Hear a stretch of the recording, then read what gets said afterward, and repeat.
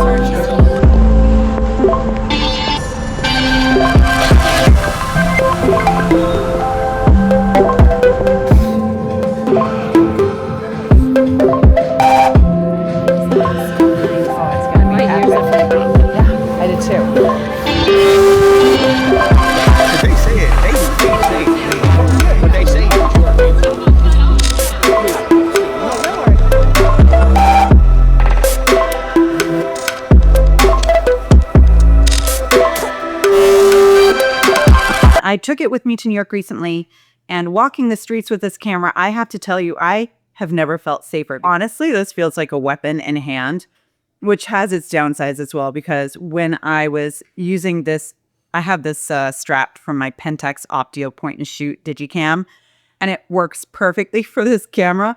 But when I like wear it on my shoulder and I'm walking with my kids, I feel like I'm going to like knock them over with this thing. It feels like a medieval weapon, and the edges of it are actually quite sharp. So you can do damage with this thing. So, you know, watch yourself. But in terms of design, it's absolutely stunning. It's nice, right? So like, it's an interesting thing, right? There's no grip. Like you can't hold on to it or anything like that. Yeah.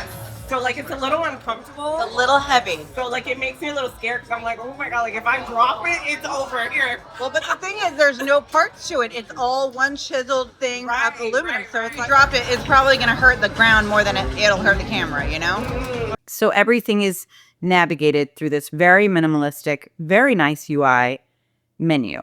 However, if you are a control freak like me, and you want to be able to quickly switch over, for example, to manual focus, or you want to quickly be able to spot meter and or exposure lock, it is a two-handed two-click situation, which just doesn't make it fast in that style of shooting. So if you want to have a manual experience of this camera, it is a little bit more finicky. That being said, I don't think this camera was designed for that. They're giving you those options to include and be able to slowly manifest that experience if you want to go with that. But it's a phone. Like, I think of this camera as the most sophisticated, most expensive phone camera you can buy with incredible IQ and obviously a stunning work of art. But in terms of automated capability, if you put this in program mode, click your aperture over to A here, put on our auto ISO autofocus, the thing is a beast. Like, it somehow magically almost always understands where your subject is, who your subject is. It will track your subject. The AFC and subject tracking in this are remarkable, like pretty much Sony level, like maybe not quite there, but pretty darn close. And you shoot it like that and pretty much always going to get the shot. This sensor is very, very, very good. So you have a lot of ability to recover details, shadow, highlight, all of that in RAW. They have a lot of new proprietary looks. I love the monochrome. The monochrome is really very beautiful. The color presets, I don't know, man. I don't know if this is like I've seen this out of a lot of other cameras, like Olympus has this, Panasonic probably does. I don't remember as well, but definitely with this camera, the presets feel a little too stylized for me. And I like strong, punchy colors. I have a very distinct look, I think, to the work that I try to produce. These colors weren't hitting for me. I think my favorite profile in here was Rich, but I tended to just like to shoot raw and adjust. But what I also found with Rich is if I'm shooting JPEGs, I can just kind of tweak those JPEGs, frankly, and they come out really, really nice. That's how I did most of these photos that I shot when I was in New York. And I felt like that really worked out for me. So, you know, choose your own adventure. Back to the design. I mean, look at this lens that they brought with it. This lens is absolutely stunning. It matches the body really, really nicely. All the knurling on here, it all feels extremely premium. They have this wonderful magnetic lens cap that's so beautiful with the velvet interior here, and it just snaps right back in, which is great. But I will say a bit of a finicky experience with the lens hood on. So I don't know what they could have done differently, but it just kind of bothers me. If there had been a little divot in here, your finger could just get it. It does have a ridge, so I think it's intended to be an easier experience, but it is a little bit annoying. One of the major things for me is just having one, when it's this heavy, it's a heavy camera. When it's this heavy, having just this one attachment point does kind of irk me. I get it. It's very simple, like again, simple, minimal, clean. And that certainly maintains that aesthetic. But I would have loved to have had just another slip on this side where the USB entry port is. Just would have made it easier, I think, to carry, because this is not heavy. I'm sorry, this is not light enough for me to just want to carry on a wrist strap, or like with like even this little light cord just felt dauntingly. I know it's strong and I know it will hold it, but I never honestly put this on my shoulder and carried it without holding the camera at the same time. I just don't trust it. It's a very heavy camera, so I wish there was a little bit more confidence in a dual strap mount. Okay, the storage piece of this. Okay, this definitely is one of the areas, again, with the automated sort of way of shooting. It's not like that's completely rewiring your brain in the sense of we all have phones. We have a very familiar way of shooting that. I'm just not used to shooting a camera like this that way. And so you kind of have to rewire your brain for that click through and touch menu interface for getting any of your manual settings. But in addition to that, this thing holds up to, I got to look this up, 14,000 JPEGs or over 4,000 RAW files in the 230 gig internal memory. God love the internal memory. I've said this many times. I do really just hope this is the new trend, because I just recently went out with my family, brought my camera. I was so excited. I hadn't left the house in days. Really excited to shoot. No SD card in it, no internal memory in that camera. It just crushed my soul. So having it in here is fantastic. And this is just an SD drive basically that you're carrying around. 4,000 raw photos, like that's like a year of shooting maybe for most, probably a month for me. It's also a completely different way of shooting, because I am a person who downloads my SD card every night at the end of the day, whether I've taken 2 shots or 1,000, and then I put it back in my camera and I reformat it. So I was kind of just doing the same thing with this. At the end of the day, I downloaded my photos, I put them on my hard drive, and then I reformatted the internal memory on the camera, and it resets the counter to 001 for your file nomenclature, which means that when I downloaded the next night, it wanted to replace the files on my hard drive that I'd already downloaded, because it's resetting that file format and thinking it's the same file. So I had to completely change the way I think about shooting this. I think this is a camera you just shoot for a while and then eventually download. For me, because it's just not how I shoot. I also hate just like leaving shots on a thing that might corrupt. I don't think this is going to corrupt, but you just never know. So I had to like rename my files every time I downloaded them onto my hard drive. And because of that really excellent autofocus, I had a blast with this on the street. Like, I didn't get a lot of great shots. Typical shoot for me on the street of New York is very much like just shooting in passing because I don't have time to sit, stop, watch for moments like I would love to do. But that's just unfortunately not the nature of my life right now. So it's always to the office, on my way, going wherever, to a hotel, what have you. So I'm just shooting as I run, and I just put it in full area AFC. I half press the shutter, no back button focus on this, which sad for me because it's just the way, again, rewiring the brain. But half press the shutter. It finds a subject, it tracks it, and for the most part, it would capture that. The other thing that's great about this camera on the street is I don't have to hide it. I don't have to pretend I'm not shooting. People want to be shot with this thing. It is a conversation starter like no other. John? Yeah. Allie, nice to meet you. Johnny.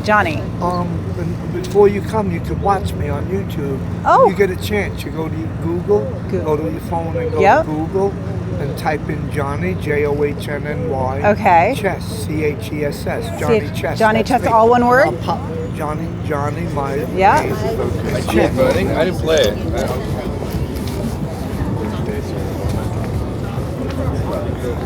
It's okay.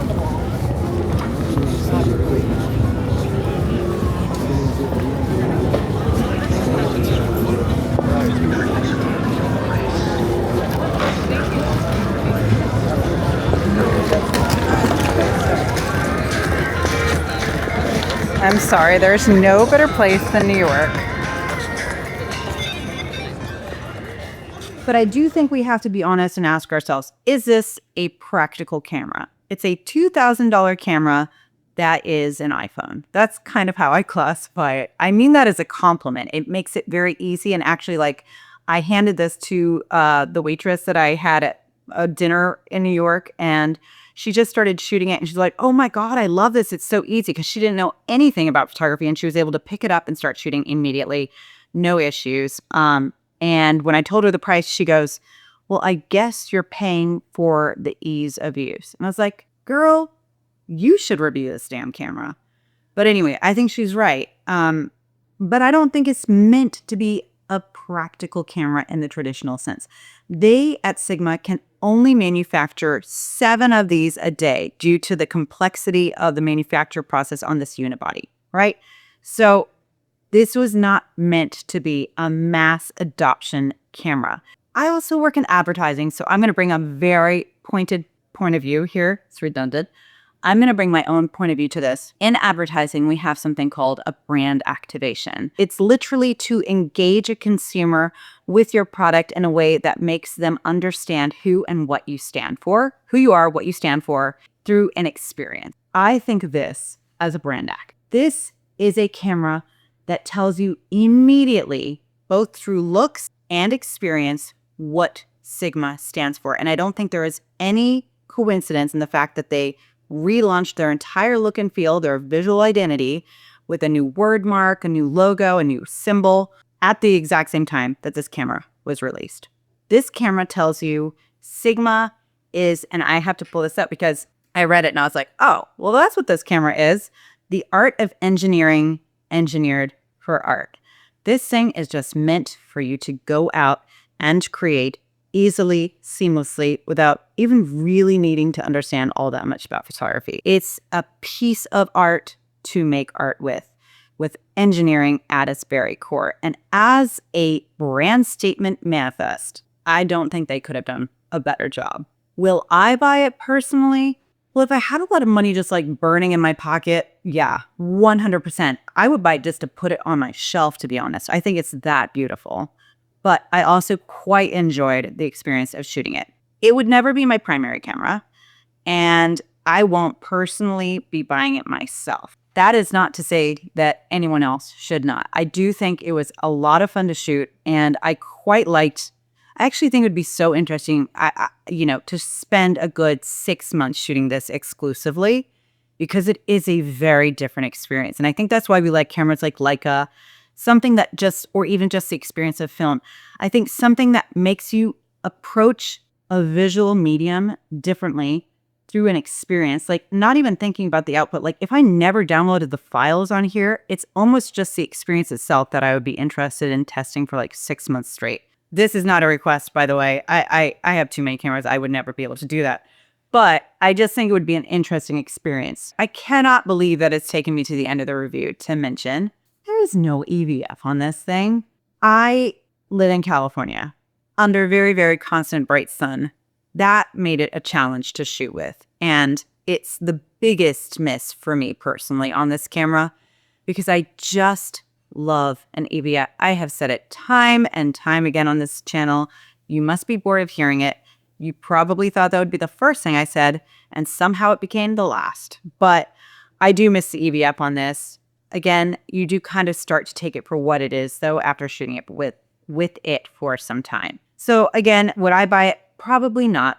But what I love is the spirit of this camera. Sigma is a challenger brand, and I will always support and stand by a manufacturer who is willing to walk their own walk. And for that, I applaud it and I love it. So those are my thoughts on the Sigma BF. If you want to try one, I highly recommend, if you can get to one of their pop-ups or one of their in-store experiences, or go to B&H or wherever you can pick it up and physically hold it. It's such a unique feeling, experience, look, feel, the whole thing. It's a work of art. As I mentioned, it's a brand statement. You understand who Sigma is coming out of this. And I'm excited to see what they do next. Please make me a Foveon camera. I can't wait. I still am waiting for that patiently. I don't care if it's full frame. I just love those Foveon sensors. And yeah, this is like the 5th Sigma camera review I've done on this channel. If you're interested in any of those other ones, ouch, just look in this playlist right here. Great to see you guys. Appreciate you taking the time. And I'll see you in the next one, when I will be talking about a camera I'm very excited about. No new cameras this year, right, guys? Right? I'll see you then. Bye. Look at the colors that we had. This is from the walk. Oh, this is crazy. Which That's this the is 200? Yeah, Nuts. That thing is so good. I do like the colors a lot.